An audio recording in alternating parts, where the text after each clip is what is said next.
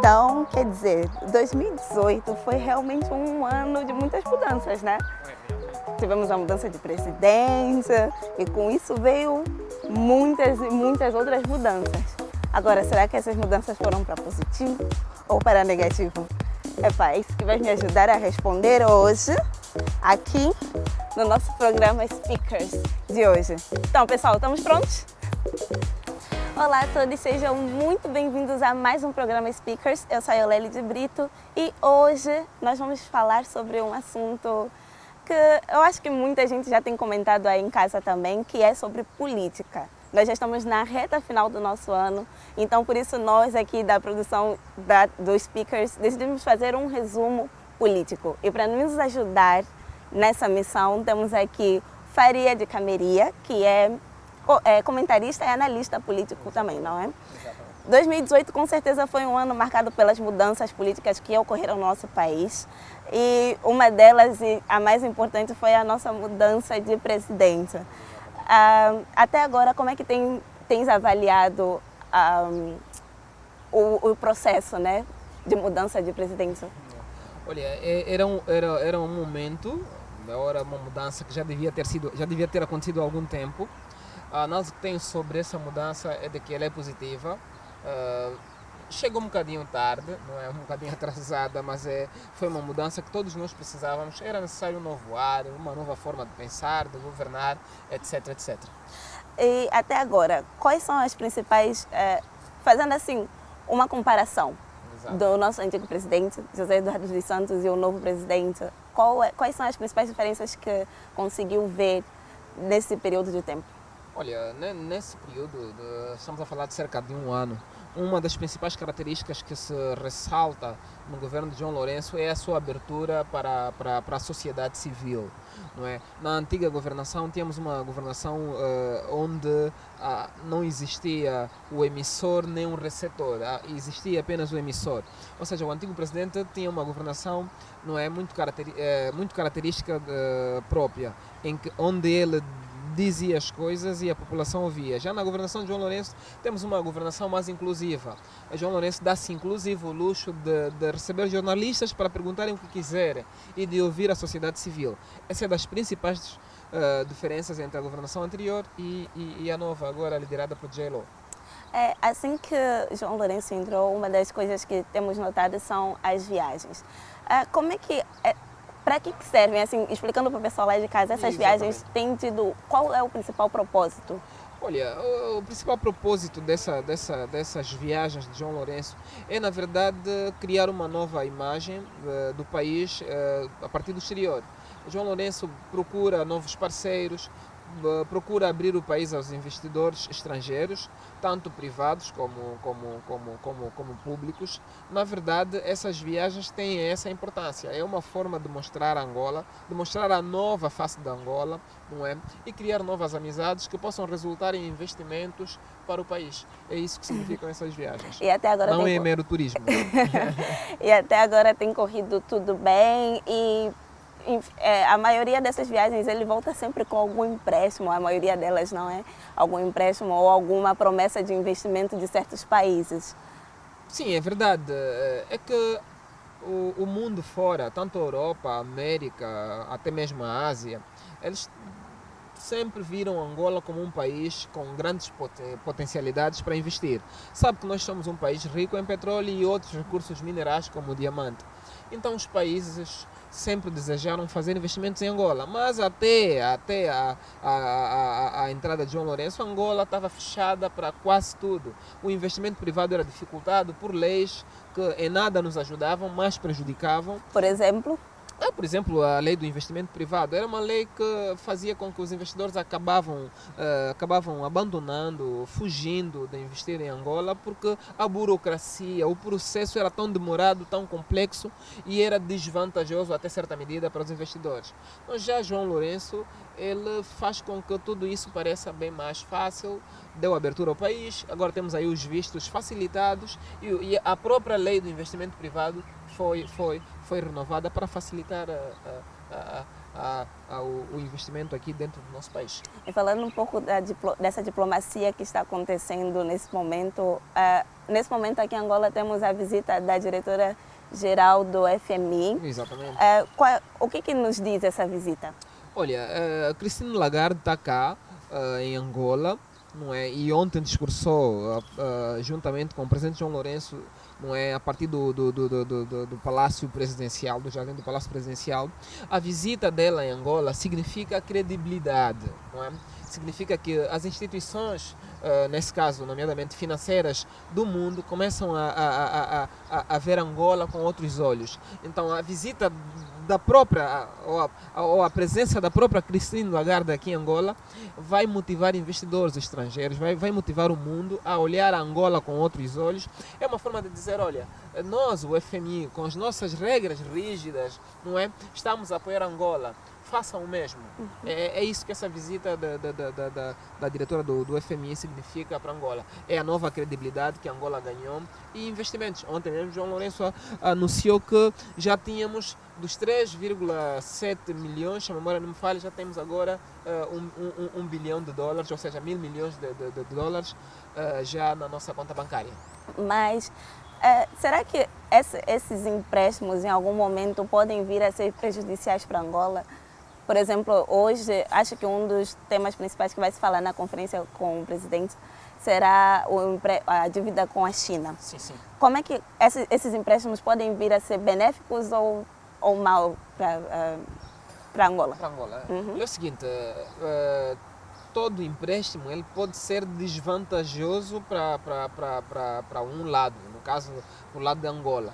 Mas no caso do investimento ou do empréstimo que o FMI está a fazer a Angola, eu não vejo desvantagens, ou seja, não será perigoso ou terá desvantagens para Angola, a não ser que a nossa gestão deste dinheiro possa ser uma gestão errada, como a gestão de outros fundos que o país já recebeu no passado. Se fizermos bom uso deste dinheiro, e aliás ele será supervisionado pelo FMI, não creio de modo nenhum que seja desvantajoso para Angola. Antes, pelo contrário, irá nos ajudar a trilhar os caminhos da gestão financeira, não é? Como deve ser feita para um determinado Estado.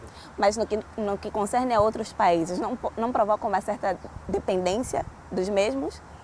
Não provoca uma certa dependência. O que esses empréstimos trazem é como se a gestão fosse dividida entre o Estado e a entidade que está a emprestar, no caso o FMI. Por que o FMI faz isso? O FMI não quer de modo nenhum que recebas dinheiro e o dinheiro seja mal aplicado. O FMI quer ter certeza de que você depois tem capacidade para devolver esses fundos e capacidade para geri-los de forma adequada. Daí a gestão ser, em termos práticos, repartida entre a entidade que pede o empréstimo, no caso Angola, e o FMI. Okay. A abertura internacional com certeza foi uma das mudanças que nós sentimos a curto prazo. Agora também tivemos as operações. O que dizer sobre elas? A Operação Transparência e a Operação Resgate, eles têm os seus pontos positivos. Até certo ponto era preciso botar alguma organização no país. Olhando para a Operação Transparência, repare que a indústria diamantífera do país quase que estava na mão de estrangeiros e singulares. É preciso perceber que os diamantes e outros recursos naturais pertencem ao povo angolano, é de todos nós, é riqueza nossa. E a sua exploração estava a ser feita de forma indevida por estrangeiros, por generais, por pessoas com alguma influência política dentro do país. Não pode ser feito dessa forma. Um país que se preze não tem os seus recursos à mercê de qualquer um. Devem ser geridos como deve ser. Então, através desta operação, o governo conseguiu devolver sobre a tutela do Estado muitos locais onde eram explorados recursos naturais. Conseguiu também recuperar milhões e milhões de dólares, não é? Isso em diamantes e outros recursos, e acima de tudo voltar a gestão para o Estado. Repare que aqui em Angola qualquer um tinha um poço para cavar diamantes nas lundas, o que não é certo. olhando para outra operação, que é a Operação Resgate, eu vejo ela com bons olhos. Tenho críticas para fazer. Por exemplo, acho que ainda não é a altura, o país ainda não está preparado o suficiente para tirar a zungueira da rua. É claro que as zungueiras fazem o seu comércio, às vezes, em sítios inapropriados. Mas há aqui que encontrar um meio termo, de forma a que essa operação seja feita não para trazer mais desvantagens, mas sim vantagens. Porque repara, tirar uma zungueira da rua também significa tirar o pão dela, tirar o pão do filho, tirar a escola do filho, que consequentemente transforma-se no futuro delinquente. Ok. Essas operações resultaram na detenção de alguns nomes influentes aqui. O que tens a dizer? Falando propriamente da detenção do filho do ex-presidente José Eduardo Zenu. No caso. Isso tem a ver com a corrupção, não é, que se instalou no país. Sabe que Zeno era o presidente do Fundo Soberano Nacional. Todo o Fundo Soberano do país esteve sob gestão de Zeno durante o tempo que ele esteve à frente. Mas a gestão por ele aplicada ao fundo não foi das melhores.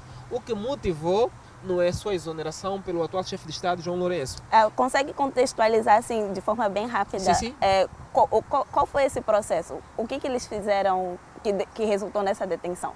Olha, o que nos chegou através da imprensa e através dos anúncios feitos pela própria presidência é que parte desses valores do Fundo Soberano Nacional acabou sendo investido em paraísos fiscais, em negócios que em nada beneficiavam o país. Eram negócios que beneficiavam propriamente os próprios. E, consequentemente, para mirar em algo mais objetivo, temos a questão dos 500 milhões de dólares que foram, inclusive, desviados com pretextos errados, não é, dos cofres do Estado para o banco em Londres, onde, com a ajuda do governo britânico, acabamos recebendo, ou seja, acabamos tendo o dinheiro devolvido. Isso se chama simplesmente corrupção. Tirar o dinheiro dos cofres do Estado, fazê-lo passar em caminhos próprios, até chegar a instituições estrangeiras, em outras formas, terra a terra, tirar do cofre do Estado e esconder fora.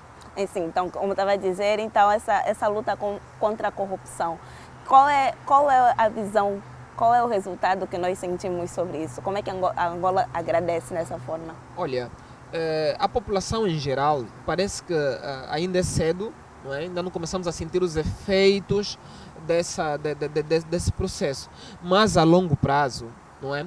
Nós poderemos sentir os efeitos, porque todo esse dinheiro, não é, que acabou sendo transferido para fora de forma ilegal, também acabou sendo adquirido de forma ilegal, poderá ser aplicado no nosso país. Repare que estima-se em cerca de 30 bilhões de dólares, não é, parte do dinheiro que se encontra no estrangeiro. Você tem noção o que se faria com 30 bilhões de dólares investidos em Angola? Deixa-me lhe dar uma ideia que a cidade tecnológica russa, onde todos os investimentos tecnológicos são feitos, foi um investimento do governo de 3 bilhões de euros. 3 bilhões. E nós temos 30 fora, nas contas de pessoas singulares, dinheiro tirado de forma ilegal do país. Então, quando esse dinheiro regressar, e já começou a regressar de alguma forma, poderemos sentir os efeitos com novos empregos, novas empresas, novas aplicações feitas pelo Estado para beneficiar a população. E a segurança que também passa para a comunidade internacional, não é? Exatamente, não é? A imagem que passamos é de que somos um país organizado, que não compactuamos com a corrupção e que queremos que o mundo nos vê dessa forma, como um país íntegro que está disposto a trilhar os caminhos da democracia como deve ser. Ok, então pessoal, essa foi a nossa primeira parte, a conversa já está muito boa.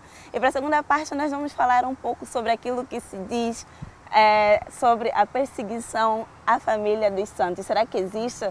É isso que o nosso analista aqui vai dizer, não é? Não saia daí, voltamos já já.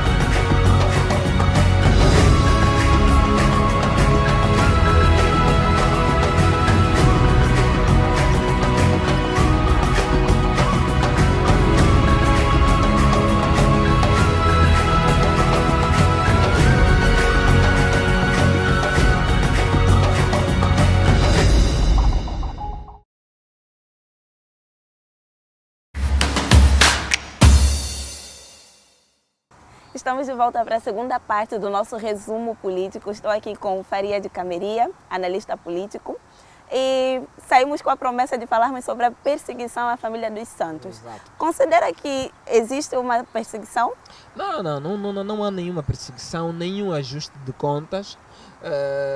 O que João Lourenço, o que o novo governo está a fazer, não é? As exonerações feitas por João Lourenço, são exonerações feitas a cidadãos angolanos. Não podemos continuar a vê-los como filhos do antigo presidente dos Santos, não. Eles são cidadãos angolanos. De alguma forma, se trabalharam bem ou mal, de alguma forma podiam ser exonerados. Essa possibilidade existe. Então, do meu ponto de vista, não é? A nova nuvem de que a família dos Santos está a ser perseguida, do meu ponto de vista, é uma visão errada que se tem do atual presidente. Quando um presidente é eleito em toda a parte do mundo, ele é livre de formar o seu governo. Ele é que sabe com quem deverá trabalhar. Não importa se você é ou não filho do antigo presidente. Se você não cabe no meu governo, eu exonero, coloco alguém. Aliás, todos precisam trabalhar com pessoas a quem acham capazes. E isso é que aconteceu com a família presidencial. Zeno foi exonerado do Fundo Soberano Nacional, Isabel dos Santos da liderança da Sonangol, a Tchizé e o Coriondu da liderança, passo o termo, da televisão, do canal 2 da televisão pública de Angola. Não é? Isso pareceu perseguição, mas a questão que eu faço é a seguinte: é normal colocar a maior empresa do Estado nas mãos do seu próprio filho quando você é presidente? É correto colocar o Fundo Soberano Nacional nas mãos do outro filho? É correto colocar a TPIA ou um dos canais da televisão pública nas mãos de outros filhos? Se isso é correto, também é correto exonerá-los. Então não há nenhuma perseguição. Será que até que ponto as exonerações passam a ser excessivas ou todas são necessárias? Do meu ponto de vista, e aliás em termos políticos, todas as exonerações feitas até agora, João Lourenço as achou necessárias. Ele é o titular do Poder Executivo, foi ele quem foi eleito presidente do país. Ele decide quantas pessoas deve exonerar e quantas devem permanecer. Conforme pode notar, existem pessoas no atual governo que trabalhavam ainda na altura do antigo presidente. João Lourenço achou conveniente as manter. Agora, se elas são exageradas ou não, isso cada um tem sua opinião, mas do ponto de vista de João Lourenço, que é o que vale, na verdade, elas são necessárias. Uma das exonerações que gerou grandes polêmicas foi exatamente a exoneração da Isabel dos Santos, a exoneração de Zeno e a exoneração das chefias militares, porque existia uma lei que proibia que as chefias militares fossem exoneradas num período mínimo de 5 anos. João Lourenço revogou essa lei e exonerou as chefias militares. Ele é o novo presidente, é o novo chefe do executivo, ele precisa colocar para a sua segurança pessoas que confiam. Percebe? Ok. E agora, falando ainda sobre a família dos Santos. Exato. Enquanto João Lourenço estava em Portugal, aqui, nesse caso, estava a acontecer uma outra conferência. Exatamente. O que dizer sobre as declarações do ex-presidente? Do meu ponto de vista, foram inoportunas, não é? Principalmente na ausência do titular do Poder Executivo, com o atual clima de tensão que o país vive, não é? João Lourenço fez a afirmação à imprensa de que o país estava com os cofres vazios e José Eduardo Santos veio a público desmentir naquela conferência de imprensa. Mas estavam realmente vazios? Não, tecnicamente não estavam realmente vazios, mas mas como é que estavam? Qual era o estado? O valor exato não sabemos o quanto tinha. Segundo José Eduardo Santos, deixou 15 bilhões de dólares, ou seja, 15 mil milhões de dólares nos cofres do Estado, não é? O que na verdade eram as reservas líquidas do Estado. Agora, quando João Lourenço diz que os cofres estão vazios, não significa literalmente vazios, significa que o país não tem capacidade para poder responder às necessidades básicas que a população tem nessa altura. Então, eu creio que naquela altura José Eduardo Santos poderá ter sido mal aconselhado a convocar aquela conferência de imprensa. Pior ainda, foi uma conferência de imprensa onde só teve, como lhe é característico, falar sem ter a possibilidade de responder questões. Okay. Conferências de imprensa devem ser um bocadinho mais num país como o nosso, democráticas, onde o jornalista tem poder para fazer questões, o que não aconteceu. Será que essa atitude do ex-presidente indica que dentro do partido existem algumas indiferenças. Sim, diferenças dentro do partido, desde que João Lourenço assumiu o poder e não só, sempre houve divergências. É claro que o MPLA vem sempre a público dizer, olha, não existem divergências no partido, mas isso é mentira. Repare que recentemente o atual secretário-geral do MPLA, não é? Ele fez declarações à imprensa, ao jornal de Expansão, se não estou em erro, dizendo que era a favor das políticas, que não era a favor das políticas de João Lourenço e que apoiava e que de modo nenhum estaria contra o antigo presidente dos Santos. Isso mostrou claramente que o atual secretário-geral não partilha da política de João Lourenço, o que são logo divergências, não é? Porque uma ala do MPLA vê-se colada ao antigo presidente José Eduardo dos Santos, a outra ala vê-se obrigada, alguns de livre e espontânea vontade, a apoiar as novas políticas. Agora, nós que somos neutros, é preciso olhar que o país precisa ganhar um novo rumo. A riqueza do país precisa ser dividida, precisa ser partilhada com todos. As novas políticas adotadas por João Lourenço são ideais e deviam ter o apoio da maioria dos cidadãos angolanos, inclusive do MPLA.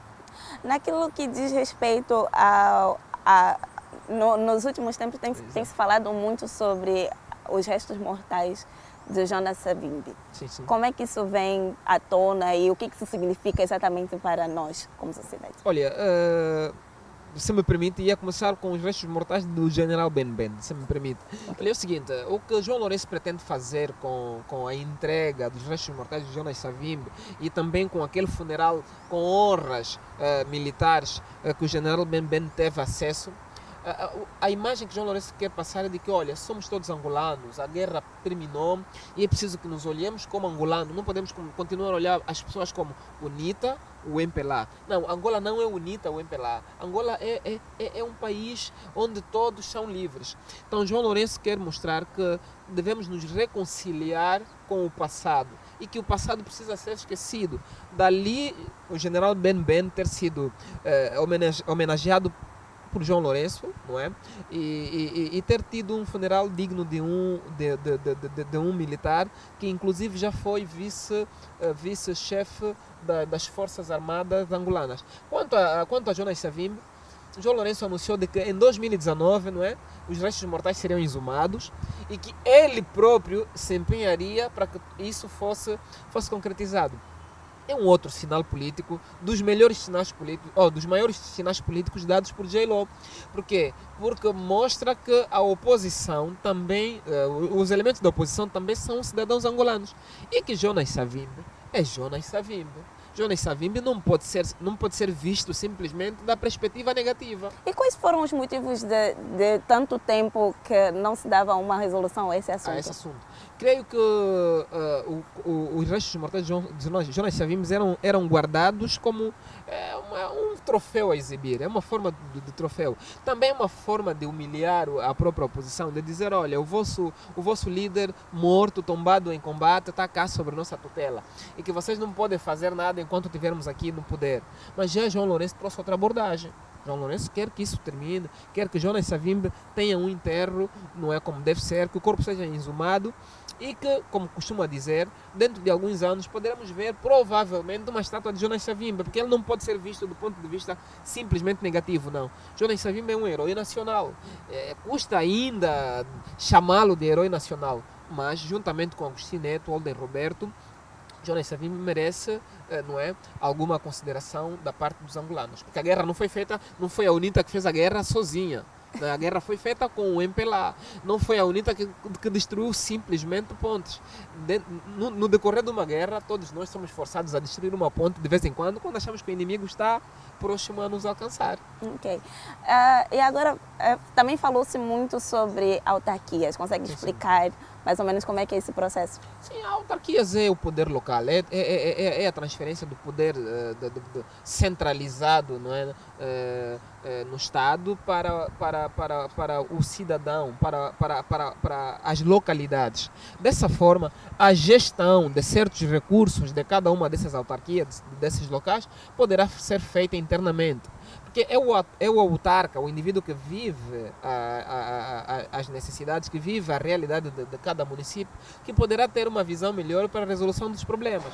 Então, a implementação das autarquias vai trazer grandes benefícios para Angola, porque será uma oportunidade para desenvolvermos até aqueles locais que o poder central não tinha capacidade de desenvolver ou de chegar lá rapidamente. Os autarcas poderão fazer isso. É uma abertura que todas as partes do mundo já começaram a fazer. Em África já temos muitos países, exemplo do Moçambique, e já era a altura da Angola também aderir ao sistema. Agora, naquilo que até mesmo antes da entrada do João Lourenço falava-se muito da diversificação de economia. Hoje em dia, como é que nós podemos ver? Será que quais são os futuros planos? Onde é que vamos tirar o nosso dinheiro aqui em Angola? Ok, onde é que vamos tirar o nosso dinheiro? Olha, nessa altura, não é, com a tão dita diversificação da economia, que nunca chegou a ser efetiva, não é, na antiga governação, agora, nessa altura, que me parece que o novo executivo está apostado de alguma forma em que a economia seja diversificada, o nosso dinheiro poderá sair do turismo. Repara, nós temos aqui uma grande indústria de turismo que tem sido desprezada ao longo do tempo. Olha para o Dubai, que é um país que vive muito do turismo. Olha para Cabo Verde. Então, se Angola abrisse para o turismo, se criarem condições para atrair turistas para Angola, poderemos retirar muito dinheiro do setor do turismo. E o país também, além do petróleo e os diamantes, o país tem outros recursos que andam subexplorados. Por exemplo? Não é? Dos recursos já conhecidos temos o diamante, temos o petróleo, mas o país também tem magnésio, o país também tem quartos e outros grandes minerais que uma vez explorados como deve ser, não é? O país poderá sair a ganhar.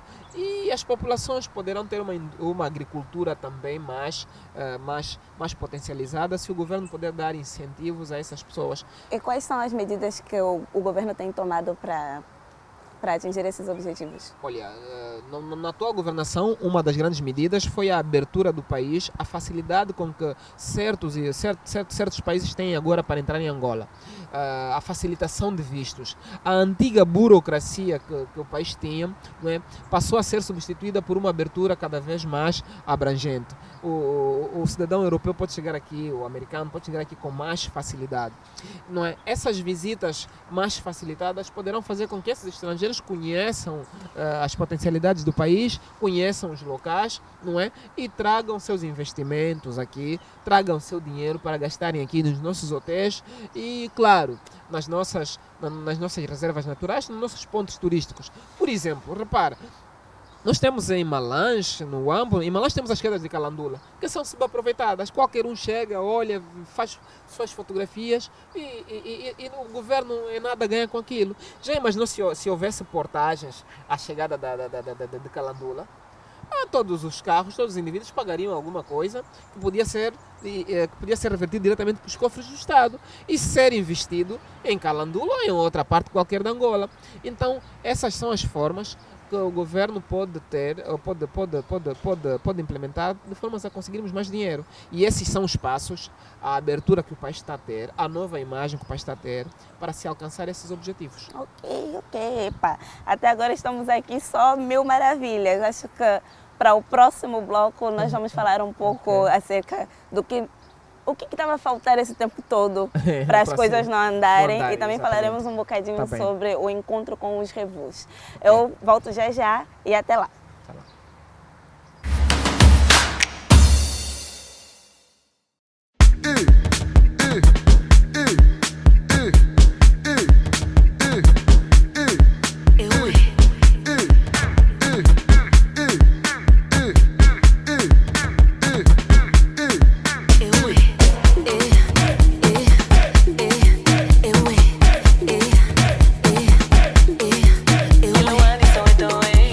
Aborigen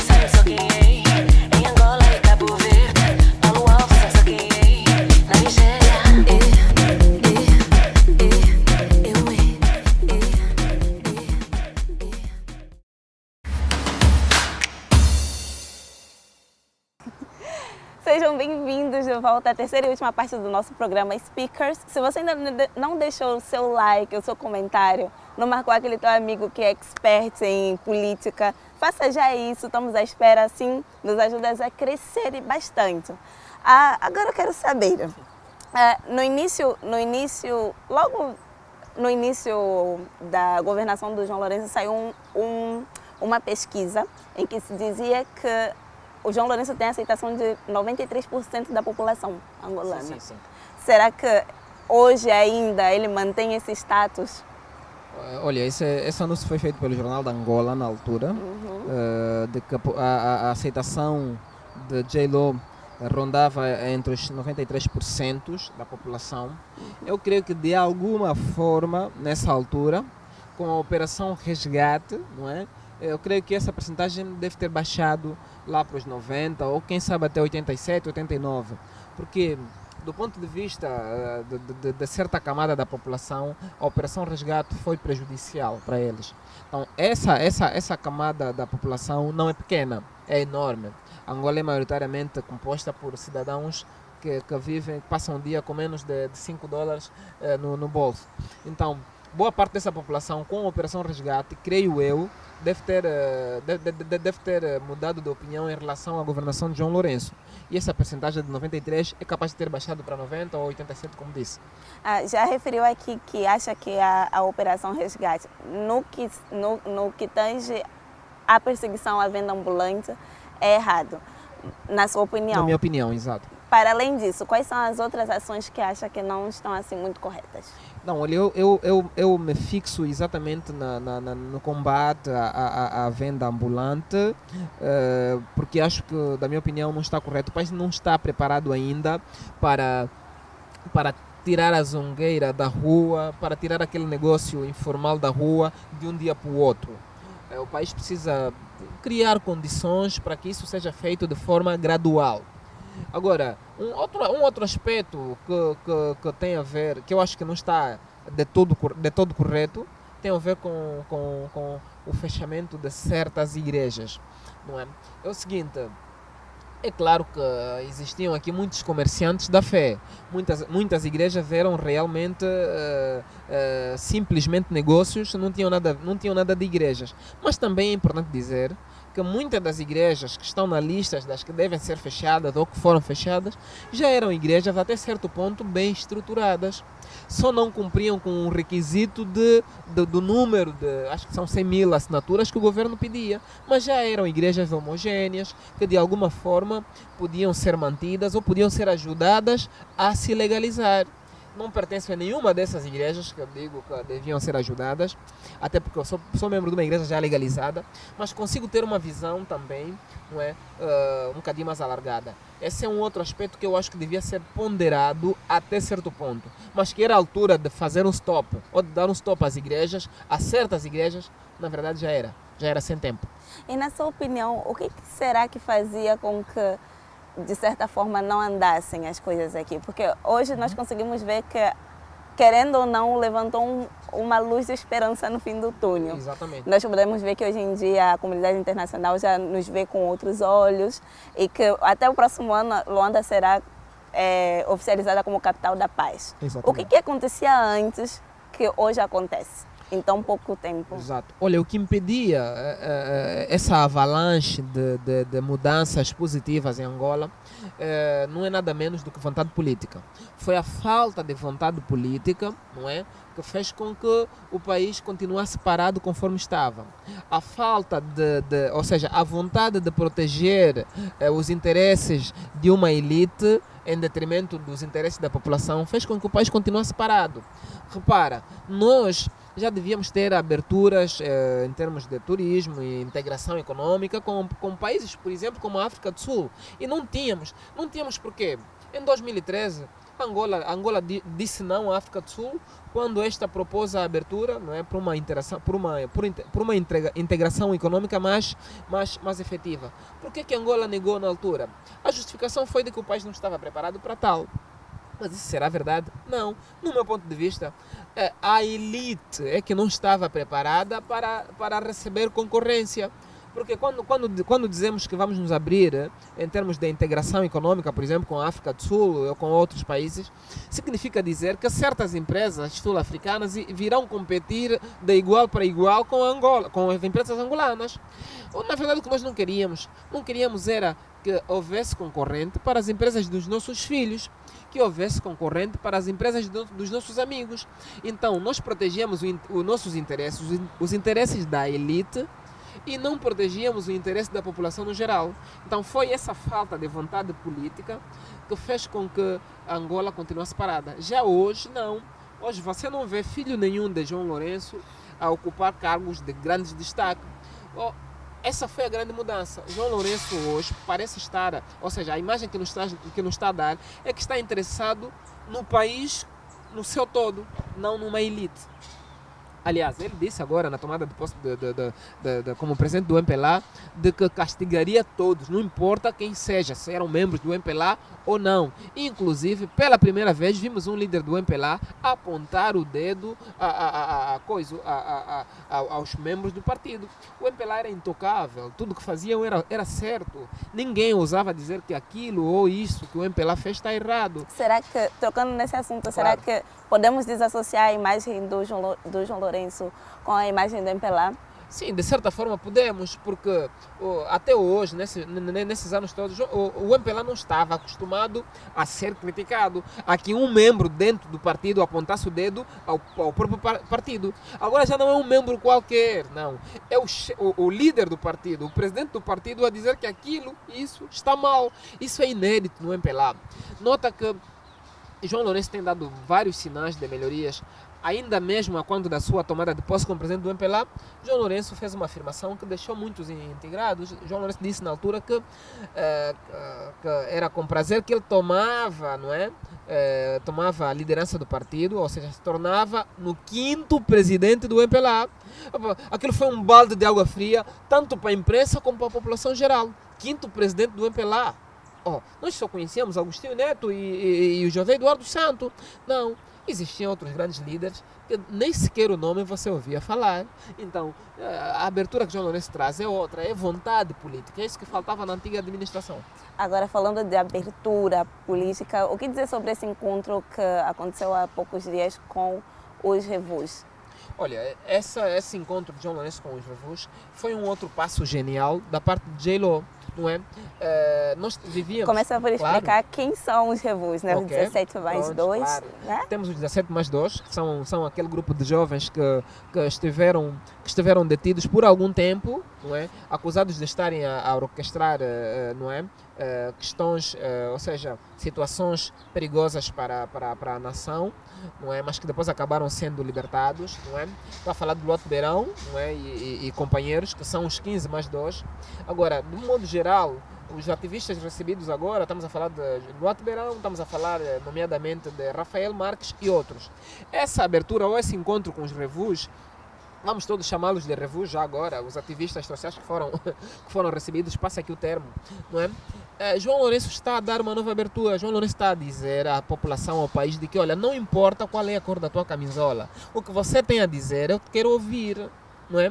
Juntos podemos governar Angola melhor. Não importa o fato de eu ser do MPLA e você da UNITA, ou seja, um indivíduo partidário, mas quero ouvir o que você tem a dizer. E os revus, não é? Ou esses ativistas como Rafael Marques, Duarte Beirão e outros, não é? Por algum tempo eles foram contra certas medidas tomadas pelo governo, pelo MPLA no caso, né? que era o partido no poder. Com essa abertura, João Lourenço está a dar a mão, está a dizer, olha, vamos esquecer o passado, agora o que vocês têm a dizer vale sim ouvir, eu quero ouvir. E sempre que for necessário, por favor, apareçam quando eu fizer um convite. Repare que Rafael Marques nem sequer foi recebido no primeiro dia, mas que Sua Excelência o Presidente da República, João Manuel Gonçalves Lourenço, teve a amabilidade de recebê-lo no dia seguinte.